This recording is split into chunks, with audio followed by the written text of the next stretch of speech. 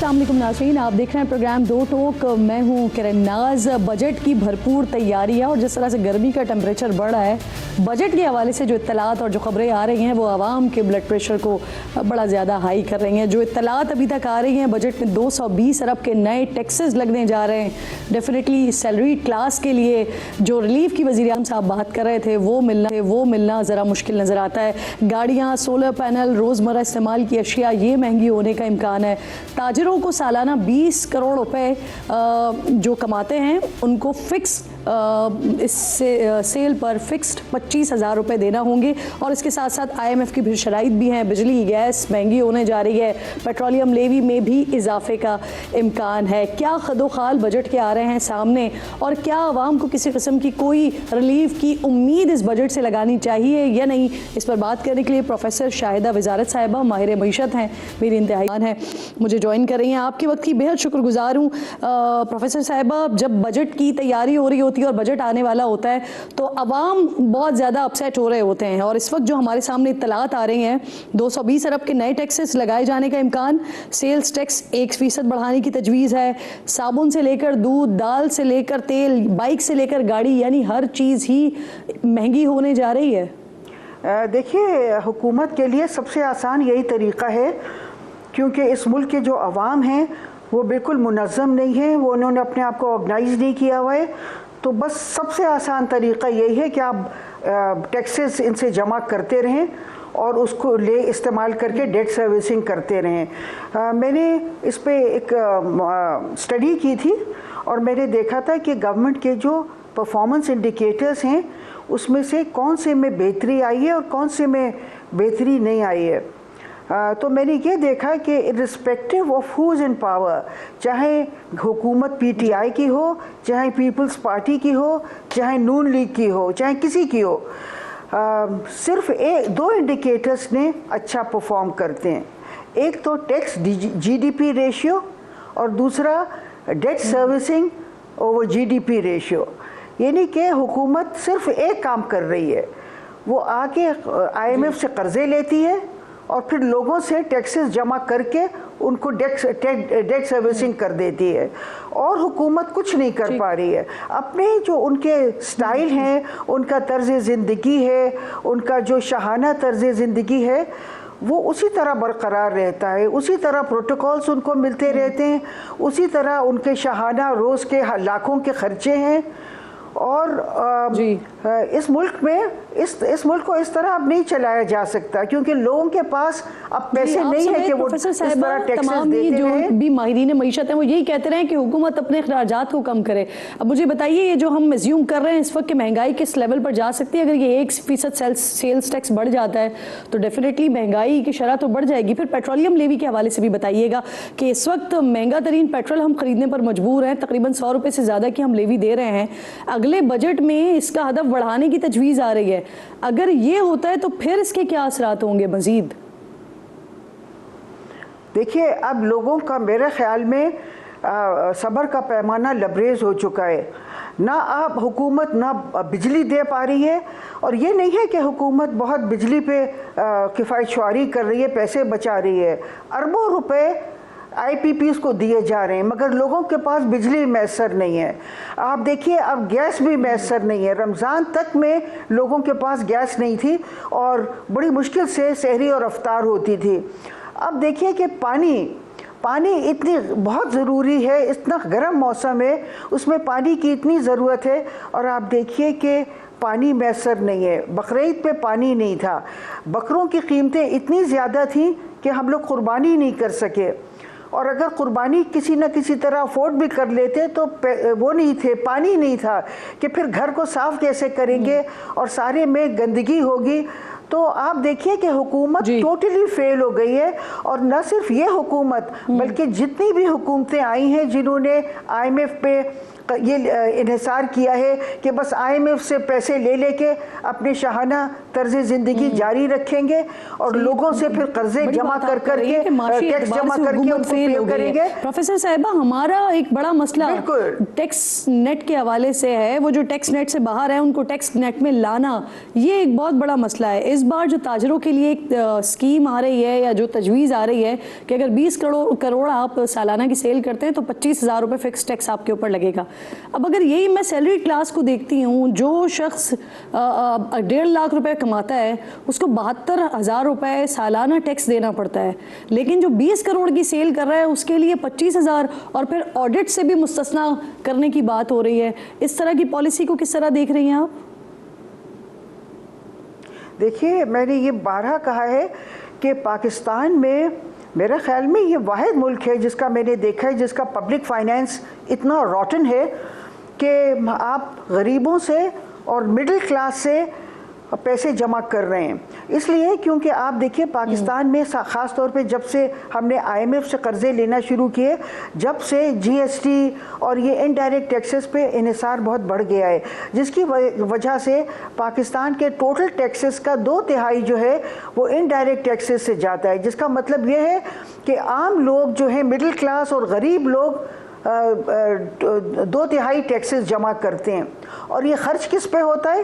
ये खर्च होता है पार्लियामेंटेरियंस को बेहतर सहूलियात देने पे, जजेस जो ऑलरेडी लाखों रुपए कमा रहे हैं, जिनकी बहुत ही ऐशो इशरत में रह रहे हैं, उनके मराद बेहतर करने में।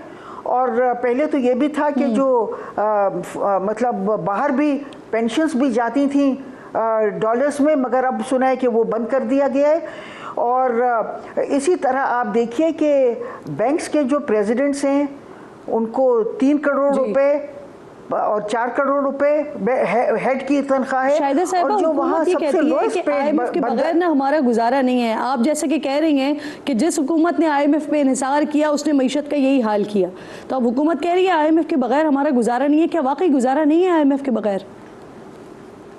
मजबूरी है हमारी। मेरे ख्याल में हुकूमत का पाकिस्तान को IMF के कर्जे नहीं चाहिए, क्योंकि पाकिस्तान को IMF के कर्जों ने एक बहुत बदहाल और बहुत गरीब मुल्क बना दिया है। हो सकता है कि हुकूमतों को अपने ऐशो इशरत के लिए IMF से पैसे लेना हो। देखिए, ये कहीं भी नहीं होता है कि हुकूमतें इतने ऐशो इशरत में रह रही हैं और आवाम जो है उसके पास कोई सहूलियात मैसर नहीं है, ना बिजली है, ना पानी है, ना गैस है, ना वो बकरे मतलब वो कर सकता है, बकरीद मना सकता है, और ना उसके पास खाने पीने को पैसे हैं, ना इलाज के लिए है। जिन लोगों की तनख्वाहें 20-25 हज़ार हैं, उनके बिजली के बिल आते हैं 20,000 रुपये, किसी के 25,000 रुपये। तो आप देखिए कि ऐसा लगता है। और पाकिस्तान में जब से हमने IMF से कर्जे लेना शुरू किए हैं, दौलत की तकसीम का तनासुब बहुत ख़राब हो गया है। शाहिदा साहिबा, देखिए जो आप बात कर रही हैं ये वो मसाइल हैं जो पाकिस्तान का एक एक शहरी मसाइल जानता है, लेकिन आप क्योंकि माहिर मईशत हैं तो आप इसको ज़्यादा बेहतर तरीके से समझा सकती हैं, बता सकती हैं कि मसले का हल कैसे निकाला जाए।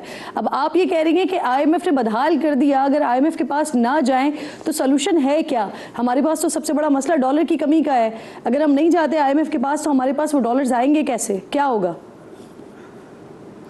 देखिए, मैंने इस पर 2 साल पहले एक किताब लिखी थी और मैंने एक अल्टरनेटिव बनाया था कि आप IMF के पास ना जाएं तो किस तरह आप अपनी मईशत को, पब्लिक फाइनेंस को बेहतर तरह से कर सकते हैं मुनज़्ज़म। मगर मसला ये है, मिसाल के तौर पे आप जो तय्युशात इंपोर्ट कर रहे हैं वो आप इंपोर्ट ना करें। आपसे किसने कहा है कि आप कुत्ते बिल्ली का खाना इंपोर्ट करें? ये तो ज़रूरत हमारी कोई नेसेसिटी नहीं है। फिर आप देखिए कि आप अगर स्टोर्स में जाएं, सुपर ग्रोसरी स्टोर्स में, तो वहाँ एवोकाडोज़ रखे हुए हैं। एक एवोकाडो 350 रुपये का है। और इसी तरह इंपोर्टेड फल हैं, इंपोर्टेड चीज़ है, इंपोर्टेड जूसेस हैं, चॉकलेट्स हैं, कॉस्मेटिक्स हैं। आपको इनकी क्या ज़रूरत है इंपोर्ट करने की? अगर आपके पास डॉलर्स नहीं है तो आप इन चीज़ों को इंपोर्ट नहीं करें। आपको एक टारगेटेड अप्रोच की ज़रूरत है कि आप अपनी वो करें, तयन करें कि आपकी ज़रूरी अशिया क्या हैं, और आपको जो ज़रूरी अशिया हैं उनके लिए अपने डॉलर्स रखें। और इसके अलावा जो आपके ज़रूरी अशिया हैं उनको आप जो उसके लिए डॉलर्स के बजाय आप उनको बार्टर पे भी कर सकते हैं। बहुत से मुल्कों ने हमें ऑफर किया है। बहुत बहुत शुक्रिया आपका, आप बिल्कुल दुरुस्त बात कर रहे हैं, टारगेटेड अप्रोच की सारे सिलसिले में। और अब आवाम को इंतज़ार है इस बात का कि बजट जिसके बारे में इतनी कयास आराइयाँ हो रही हैं कि ये चीज़ें हैं जो आवाम के लिए मज़ीद मुश्किल हो सकती हैं, अब जब वो आएगा तब क्या सामने आएगा। क्विकली नाज़रीन दूसरे सेगमेंट की जानिब बढ़ते हैं। MQM पाकिस्तान ने प्रेस कॉन्फ्रेंस करते हुए कराची हिल पार्क की ज़मीन पर कब्जा करके का इल्ज़ाम लगाया है। साबिक मेयर कराची वसीम अख्तर ने तो फील्ड मार्शल से मुदाखलत की अपील की है और ख़दशा जाहिर किया कि अगर ऐसा नहीं हुआ तो पीपल्स पार्टी कराची की ज़मीन ही बेच देगी। मेयर कराची ने भी इन तमाम इल्ज़ामात का जवाब दिया है, वो भी सुनवाती हूँ आपको। लेकिन हकीकत यह है कि सियासी बयानात एक तरफ, कराची का हाल अच्छा नहीं है, ये सारी दुनिया को मालूम है। पानी का मंसूबा K4 11 साल बाद भी मुकम्मल नहीं हुआ है। 4 साल से BRT रेड लाइन मंसूबा ये नामुकम्मल है। बिजली और गैस की शदीद लोड शेडिंग है कराची में। सीवरेज का निज़ाम तबाह है कराची में।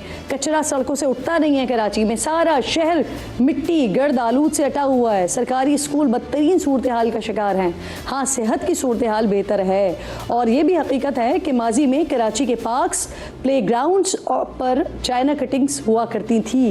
इस पर बात करने के लिए प्रोग्राम में मेरे इंतहाई मोअज़्ज़ज़ मेहमानों में मुझे मेयर कराची वसीम अख्तर साहब ज्वाइन कर रहे हैं, मेरे इंतहाई मोअज़्ज़ज़ मेहमान हैं। और उसके साथ साथ साबिक सेक्रेटरी ख़जाना यूनुस ढागा साहब भी प्रोग्राम का हिस्सा होंगे कराची शहर के हवाले से बात करने के लिए। वसीम अख्तर साहब बहुत शुक्रिया, अस्सलाम वालेकुम। आपने जो इल्ज़ामात लगाए हैं उन इल्ज़ामात का जवाब भी आ गया है। वसीम अख्तर साहब जवाब दीजिएगा सर। देखें, पहली बात तो ये है कि जहां तक नस्ला टावर अलादीन पार्क का मामला है, जब ये फैसला आया था जो कि सुप्रीम कोर्ट से आया था, दोनों का, नस्ला टावर का भी और अलादीन पार्क का भी, तो हम विक्टिम भी रहे हैं कोर्ट्स के, मगर अल्लाह का शुक्र है हम एहतराम करते हैं कोर्ट्स का। हमने थोड़ा बहुत एहतजाज भी किया था दोनों जगहों पे जाके, मगर ये सुप्रीम कोर्ट के ऑर्डर थे। अब मेयर साहब बैरिस्टर हैं, कानून जानते हैं, तो जो सुप्रीम कोर्ट के ऑर्डर्स होते हैं वो इम्प्लीमेंट होते हैं। वसीम अख्तर नहीं तोड़वा सकता, मेयर नहीं तोड़वा सकता, MQM नहीं तोड़वा सकती किसी चीज को। वो सुप्रीम कोर्ट के ऑर्डर्स होते हैं जो कि इम्प्लीमेंट किए जाते हैं। अब वो अलग बात है कि जो बैरिस्टर साहब हैं, मेयर साहब, इनके सामने एक सुप्रीम कोर्ट का ऑर्डर है कि बिल बोर्ड कराची में नहीं लगने चाहिए, मगर कराची में बिल बोर्ड तो लग रहे हैं, टाउन में भी लग रहे हैं, पूरे शहर में लग रहे हैं, उसके पैसे कहाँ जा रहे हैं? ये तो कंटेम्प्ट ऑफ कोर्ट है ना। ठीक, तो ये सारी चीजें हैं, ऐसे जवाब दे के टीवी पे निकल नहीं सकते आप। और 1 इंच भी जमीन, अगर आप KMC की बात कर रहे हैं जी, तो वो पार्क जो है वो KMC का पार्क है, हिल पार्क KMC का पार्क है। उस पहाड़ को काट के एक प्लॉट निकाला जा रहा है, तो आप पे तो जिम्मेदारी बनती है। आप अपने पार्क की जमीन को नहीं बचाएंगे तो आप सोसाइटी पे कैसे डाल सकते हैं? ये सोसाइटी जाने, उसका काम जाने। सोसाइटी का प्लॉट नहीं है, आपका पहाड़ काटा है उन्होंने, जो भी लैंड ग्रैबर हैं, तो आपकी जिम्मेदारी बनती है। और जहां तक MQM का मामला है कि हमने कोई गलतियां की हैं, देखिए हमारी अच्छे काम बुरे काम जो भी हुए हैं वो अवाम के और मीडिया के सामने हैं। आप बताएं 18 साल में आपने अंडू क्यों नहीं किए हमारे बुरे काम? आपने हमारे काम खराब जो किए थे उनको बेहतर क्यों नहीं कर लिया 18 साल में? आप तो बहुत बड़े नाकाम रहे हो। आपकी तो फेलियर है। मैं अकेला नहीं बोल रहा, पूरा पाकिस्तान बोल रहा है। अच्छा वसीम अख्तर साहब, वैसे इंटरेस्टिंग बात इसमें ये है, मुर्तज़ा वहाब साहब ने भी जो बात की है, नस्ला टावर जिस वक्त गिराया गया था 2021 में, तो उस वक्त मेयर नहीं थे आप, उस वक्त एडमिनिस्ट्रेटर कराची मुर्तज़ा वहाब साहब खुद ही थे। अब मुझे बताइए कि जो हिल पार्क वाला मामला है, इस मामले को क्या आप अदालत में लेके जाएंगे और फरीक बनाएंगे फिर मेयर को? देखें, अदालत में तो ऑलरेडी हम चले गए हैं हमारे वकील पार्टी के। अब ये तो कंटेम्प्ट है ना, तो हाई कोर्ट के ऑर्डर है हिल पार्क के लिए, और अगर वो एक्ट हो रहे हैं तो ये तो कंटेम्प्ट है। वो तो ऑटोमेटिकली इनको जवाब देना पड़ेगा कि कैसे कट रहा है वो पहाड़। आप जिम्मेदार हो ना। बिल्कुल ठीक। आपने जो एक बात की, एस्टेब्लिशमेंट से मुदाखलत का मुतालबा आपकी तरफ से किया गया है, वो कैसे मुदाखलत करेंगे या कैसे मदद की जा सकती है?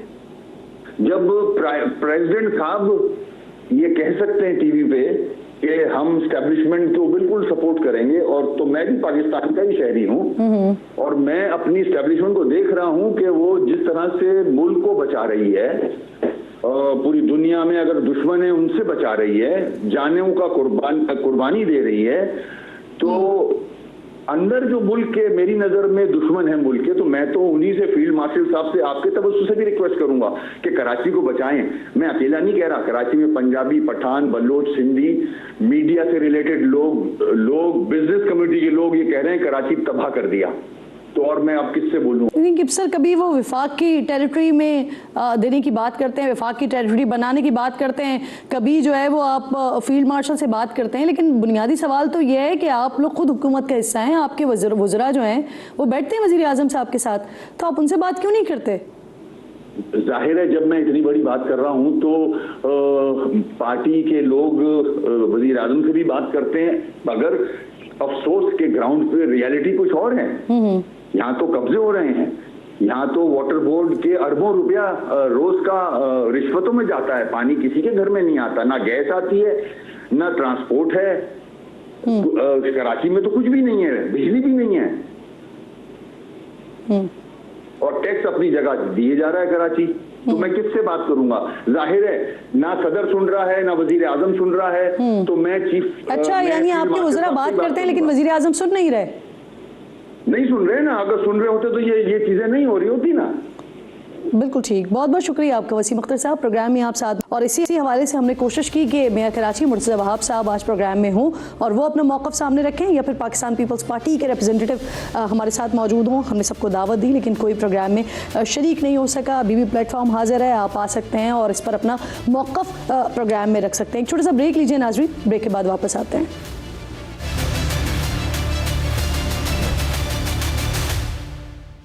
एक बार फिर आपको खुशामदीद कहते हैं नाज़रीन। रूस अफ़गान तालिबान को जदीद दिफाई निज़ाम, फ़ज़ाई दिफाई निज़ाम क्या ये फ़राहम करेगा? ये एक बड़ा अहम सवाल इस वक्त बना हुआ है, क्योंकि जो अफ़गानिस्तान के वज़ीर दिफ़ा हैं उनकी जानिब से कुछ बात ऐसी की गई, मुलाकात हुई और फिर उसके बाद उन्होंने बताया कि ये दिफाई नहीं है बल्कि मिलिट्री का टेक्निकल मुआहदा है। रूस और तालिबान के दरमियान अगर ये मुआहदा हो जाता है तो फिर इसके पाकिस्तान पर क्या असरात होंगे? और रूस दुनिया का वाहिद मुल्क है जिसने 2025 में तालिबान की जो हुकूमत है उसे तस्लीम किया था, तालिबान को तस्लीम किया था। इस पर बात करने के लिए एहसानुल्लाह टीपू साहब माहिर हैं अफ़गान उमूर के, मेरे इंतहाई मोअज़्ज़ज़ मेहमान हैं, प्रोग्राम में मुझे ज्वाइन करें। आपके वक्त की बेहद शुक्रगुजार हूँ सर। ये जो अफ़गानिस्तान और रशिया के दरमियान एक मुआहदा हुआ है, जिसके बाद BBC अपनी सोर्सेज का हवाला देते हुए ये रिपोर्ट करा है कि मुल्ला याकूब को इस बात पर आमादा करने में मुल्ला याकूब कामयाब हुए हैं रूस को कि वो उन्हें जदीद दिफाई फ़ज़ाई निज़ाम फराहम करेगा। ये बज़ाहिर जो मुआहदा है ये पाकिस्तान के ख़िलाफ़ लगता है, किस तरह से रीड कर रहे हैं आप इसे? यानी शुरू में ये मुआहदा उसकी जब इतलात आने लगी तो मुझे नहीं, यानी उसमें ये इंडिकेशन नहीं कि ये कोई पाकिस्तान के खिलाफ हो रहा है, बल्कि जब मुल्ला याकूब काबुल एयरपोर्ट पे वो लैंड उन्होंने किया और वहाँ पे जो मीडिया टॉक्स हुई तो उसमें भी शुरू में उन्होंने कहा कि ये किसी मुल्क के खिलाफ नहीं है, बल्कि इंटरनल हमारे जो है सिक्योरिटी के हवाले से इशूज़ उनके लिए हमने एक्वायर किया है। लेकिन आखिर में वो फिर जाके डायरेक्ट पाकिस्तान का नाम वो मैंशन करता है कि यानी ये जो उसको लिंक करता है कि ये जो डील हुई है रशिया के साथ, तो इसकी वजह से पाकिस्तान फ्यूचर में यानी जिस तरीके से वहाँ के हमले करता था वो पाकिस्तान हमले नहीं कर पाएगा फ्यूचर में।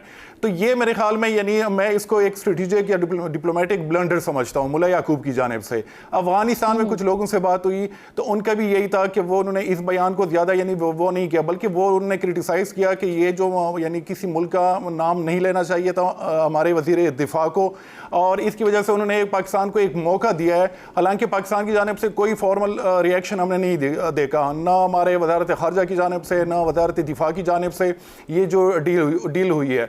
लेकिन मुल्ला याकूब ने अपनी तरफ से एक मौका पाकिस्तान को फराहम किया कि अब पाकिस्तान यानी फॉर्मली भी अगर इस इशू को वो रेज उन्होंने किया रूस के साथ तो वो कर सकता है, क्योंकि मुल्ला याकूब ने डायरेक्टली एक तरह से पाकिस्तान को थ्रेटन करने की कोशिश की है। तो मेरे ख्याल में कि ये जो मुल्ला याकूब का बयान है ये पाकिस्तान के हक में जाता है। बिल्कुल ठीक है। अच्छा मुझे बताइए कि जिस तरह एक ऐसी हुकूमत जिसे सारी दुनिया दहशतगर्द तस्लीम करती है, वो चाहे ख़वातीन के मामला हो, उनके एजुकेशन के हवाले से हो, दीगर मामला हो, सारी दुनिया समझती है कि एक दहशतगर्द हुकूमत है जो इस वक्त काबिज़ है या जो इस वक्त मुसल्लत है, लेकिन उसी हुकूमत को 2025 में एक वाहिद मुल्क रशिया उसे तस्लीम करता है और फिर उसके बाद इस तरह के मुआहदे हो रहे होते हैं। तो इसकी वजह आपको इसके पीछे क्या लगती है? क्या इसमें भारत का भी कोई किरदार आपको नज़र आता है? हाँ, ये बहुत इंटरेस्टिंग किस्म की डेवलपमेंट है। यानी एक तरफ रशिया जो है उन्होंने फॉर्मली रिकॉग्नाइज किया और वाहिदी मुल्क के अफगान तालिबान को, और दूसरी जानब यानी रशियन जो सीनियर ऑफिशियल्स हैं उनकी जानब से सबसे जो सख्त यानी मौक़िफ़ आप कह लें या बयानात अफगान तालिबान के हवाले से वो भी उनकी तरफ से आते हैं। अभी रिसेंटली यानी कई मौक़ों पर उनके जो सीनियर ऑफिशियल्स हैं रशियन, उन्होंने कहा कि अफगानिस्तान में 22 से लेकर 25,000 जो फ़ॉरेन फाइटर्स हैं वो वहाँ पर बेस करते हैं, जो कि पूरे रीजन इंक्लूडिंग रशिया उसके लिए एक थ्रेट है। ISKP के हवाले से उनके सीरियस खदशात हैं। रशियन डिप्लोमेट्स उनसे हमारी जब बात होती है तो वो भी यही कहते हैं कि हमने रिकग्निशन तो दी लेकिन हमारे जो कंसर्न्स है वो अभी तक एड्रेस नहीं हो पा रहे। मुझे लग रहा है कि ये जो डिफेंस डील हुई है मॉस्को में, उसमें रिटर्न में अफगान तालिबान भी कुछ देंगे रशिया को, खासकर जो ISKP का इशू है। यानी एक चीज़ को समझने की ज़रूरत है कि जो ISKP का इशू है वो आप एक बारगेनिंग चिप कह लें, एक ब्लैकमेलिंग टूल के तौर पर कह लें कि वो अफगान तालिबान उसको यूज़ करते आ रहे हैं। वो चाहे अमेरिकन हो उनके साथ भी कुछ ये भी इतलात आ रही है, यानी सीनियर जो अफगान जर्नलिस्ट है वो ये क्लेम कर रहे हैं कि ऑलरेडी कुछ यानी काउंटर टेररिज्म के हवाले से अरेंजमेंट्स हैं अमेरिकन और तालिबान का हुकूमत के माबैन ISKP के हवाले से। रशिया के साथ भी मेरे ख्याल में इस तरह की अरेंजमेंट्स जो है उस पर काम हो रहा है और रिटर्न में डेफिनेटली रशिया जो है वो ISKP के हवाले से अफगान तालिबान का जो ताउन है वो यानी चाहेंगे। तीसरा जो फैक्टर है यानी जितनी मेरी असेसमेंट है या जो मेरे पास मालूमात हैं कि अब पिछले कुछ सालों में जो यानी रशिया और पाकिस्तान के जो ताल्लुकात हैं वो काफ़ी बेहतरी की तरफ जा रहे हैं, खासकर काउंटर टेररिज्म के हवाले से, स्ट्रेटेजिक जो बाकी मामला है उसके हवाले से, कनेक्टिविटी के हवाले से भी सीनियर लेवल के जो डेलीगेशंस है वो आ रहे हैं, यानी रशिया की जानब से, पाकिस्तान की तरफ से भी जा रहे हैं। तो ये एक यानी कोशिश नजर आ रही है और मुझे नहीं लग रहा है कि सर आपकी भी बेहद शुक्रगुजार हूँ। वकार साहब ये फरमाइएगा, अब आप से ये टेक्निकल मुआहदा चाहे जो मुल्ला याकूब कह रहे हैं या फिर ये दिफाई फ़ज़ाई मुआहदा है, जिस तरह जो भी मुआहदा है ये बज़ाहिर क्या लग रहा है आपको? क्या ये अगेंस्ट पाकिस्तान लग रहा है? इसी तरह से रीड कर रहे हैं आप इसे? कहते हैं कि इसकी तफसीलात सामने नहीं है, बाकी इनकी आदत है। देखें जो तालिबान या ख्वारिज गवर्नमेंट है दे बहुत एग्जरेट करते हैं और आई थिंक दोवल साहब भी वहीं पे थे शायद जब ये बातचीत हुई है।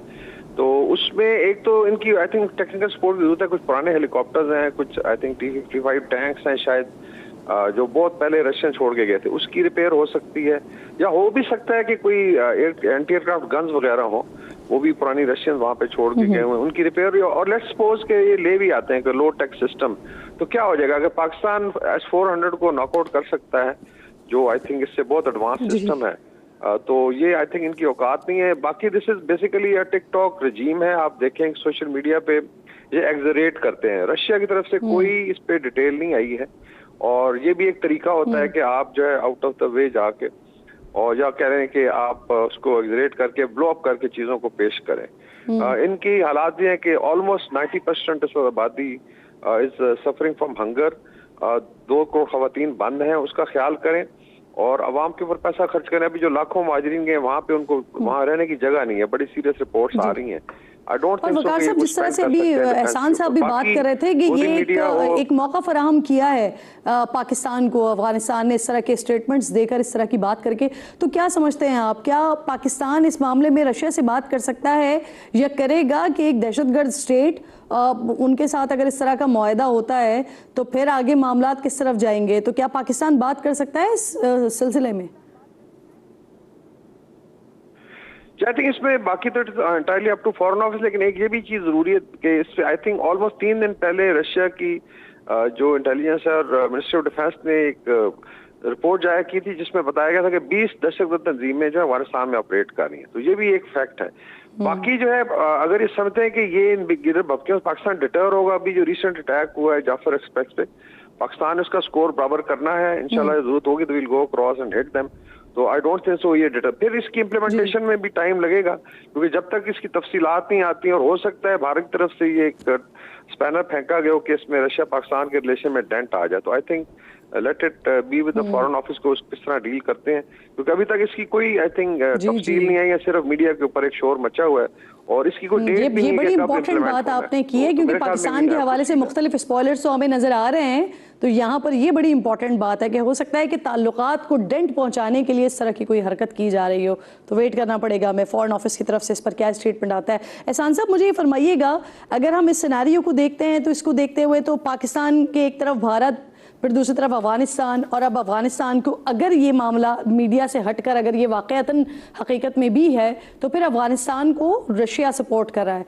दूसरी तरफ पाकिस्तान अब करना क्या चाहिए, और चीन के किरदार को किस तरह से देख रहे हैं इस सारी सिचुएशन में? चीन कोई किरदार अदा कर सकता है? एक तो ये है कि ये जो मिसाइल यानी एयर डिफेंस सिस्टम की बात हो रही है, बिल्कुल ये पॉसिबल नहीं है कि रशिया जो वो एडवांस किस्म का कोई एयर डिफेंस जो सिस्टम है वो प्रोवाइड करे अफगान तालिबान को खासकर। सबसे जो ज़्यादा कंसर्न है मेरी नज़र में वो है ड्रोन टेक्नोलॉजी, उसके हवाले से, क्योंकि ब्लैक मार्केट जो है उसमें भी है, वो चाहे वो इस्लामाबाद में जो कुछ आए थे या जो कबायली इलाके में या जो साउथ केपी में वहाँ पे इस्तेमाल हो रहे हैं, या इंटरनली जो अफगानिस्तान में, तो वो जो है जो ब्लैक मार्केट से इनके पास जो ड्रोन्स आ रहे हैं, तो वो मेरे ख्याल में एक सिक्योरिटी का मसला वो बन सकता है पाकिस्तान के लिए। बाकी जो है उसमें यानी रडार के हवाले से यानी, और मुल्ला याकूब 2022 से ये बात मुसलसल कहता आ रहा है कि जो अफगान एयर स्पेस है वो सिक्योर नहीं है, वहाँ पे जो ड्रोन्स है मुसलसल परवाज कर रहे हैं इंक्लूडिंग काबुल, और उनका इशारा उस वक्त हुआ करता था अमेरिका की जानिब, तो उनकी तरफ से यानी मुसलसल ये बात सामने आई, उन्होंने कई मौकों पे की कि हम कोशिश करेंगे कि कुछ इस तरह टेक्नोलॉजी हमारे हाथ लगे ताकि इसका हम कोई हल निकाल सके, लेकिन अभी तक वो नहीं निकाल पाए।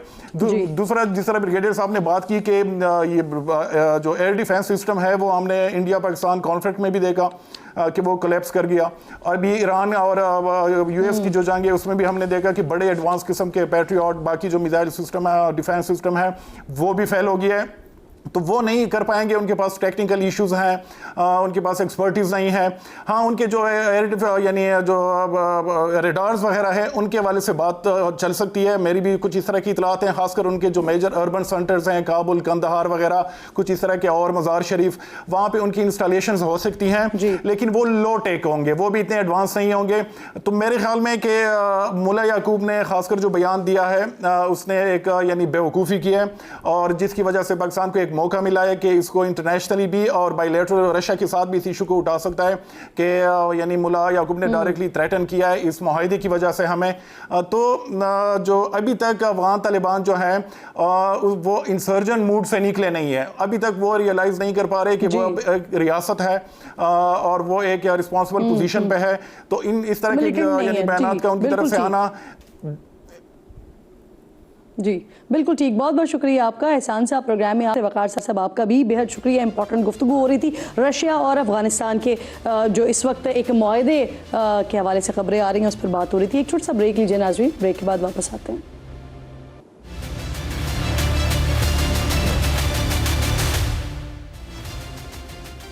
Welcome back once again. 24 मई बलूचिस्तान के दारुल हुकूमत कोयटा में चमन फाटक से गुजरने वाली ट्रेन के करीब खुदकुश हमले में 14 अफराद जाँ बाक हो गए थे, जिसकी जिम्मेदारी कालदम बलोच लिबरेशन आर्मी ने कबूल की। BLA 2011 से अब तक 20 से ज़ायद खुदकुश हमले कर चुकी है और इन हमलों में ख़वातीन का इस्तेमाल भी किया गया है। ये भी एक हकीकत है कि 2020 में बलोच यकजहती कमेटी के क़याम से कबल किसी बलोच खातून के खुदकुश हमले का रिकॉर्ड सामने नहीं आया था, लेकिन इसके बाद ख़वातीन खुदकुश हमलावरों के मुतअद्दिद वाक़यात रिपोर्ट हुए हैं। बलोच ख़वातीन को मज़ाहमत और आज़ादी की अलामत के तौर पर पेश करने वाली BLA ख़वातीन को रज़ाकाराना तौर पर नहीं बल्कि ब्लैकमेलिंग, नफसियाती दबाव और मुख्तलिफ टैक्टिक्स के ज़रिए अपने नेटवर्क का हिस्सा बनाती हैं। टिकटॉक, फेसबुक और इंस्टाग्राम के ज़रिए ख़वातीन को राबते किए जाते हैं, वीडियोज़ शेयर करके उनकी जहन साजी की जाती है, एतमाद हासिल करके काबिल एतराज़ वीडियोज़ हासिल की जाती हैं और फिर उन्हें ब्लैकमेल करके खुदकुश हमलों पर मजबूर किया जाता है। विल्सन सेंटर की जनवरी 2025 की रिपोर्ट में दावा किया गया कि बाज़ ख़वातीन को जाली सोशल मीडिया अकाउंट्स के ज़रिए राबतों में लाया गया, उनका एतमाद हासिल किया गया और फिर काबिल एतराज़ मवाद के ज़रिए ब्लैकमेल किया गया। सितंबर 2024 में WHO से वाबस्ता अदीला बलोच ने एक प्रेस कॉन्फ्रेंस में इल्ज़ाम आयद किया कि बलोच ख़वातीन को ब्लैकमेलिंग के ज़रिए दहशतगर्दी की सरगर्मियों में धकेल दिया जाता है। वो ख़ुद इस अमल की ऐनी शाहिद हैं। अदीला कुछ अरसे पहाड़ों में भी रहीं और उन्हें खुदकुश हमले के लिए उकसाया जाता रहा। इसी तरह सुमैया कलंदरानी के बारे में भी कहा जाता है कि वो एक ऐसे ख़ानदान से ताल्लुक़ रखती थी कि जिसके घर वाले BLA और BLF से वाबस्ता थे। मुल्क मुखालिफत जज्बात उभार कर उन्हें 25 साल की उम्र में एक खुदकुश हमले में इस्तेमाल किया गया। एसोसिएट प्रेस की 2025 की रिपोर्ट, फ्राइडे टाइम्स जनवरी 2026 और बलूचिस्तान पल्स दिसंबर 2025 के मुताबिक सोशल मीडिया प्लेटफॉर्म्स खुसूसन टिकटॉक, फेसबुक और इंस्टाग्राम मुबैना तौर पर भर्ती और राबतों के लिए इस्तेमाल किए गए हैं।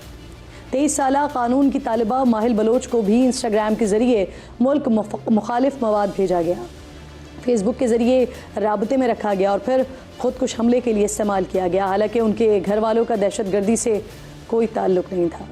भारतीय मीडिया भी ब्लैकमेल या जहनी तौर पर मुतासर की गई ख़वातीन को मज़ाहमत की अलामत बनाकर पेश करता रहा है। प्रोग्राम का वक्त ख़त्म हो गया। इंशाल्लाह जो मुलाकात होगी, अपना और अपने मुल्क का ख़ास ख्याल रखिए। फ़लस्तीन को, मकबूजा कश्मीर को अपनी दुआओं में याद रखिए। अल्लाह ने के बाद।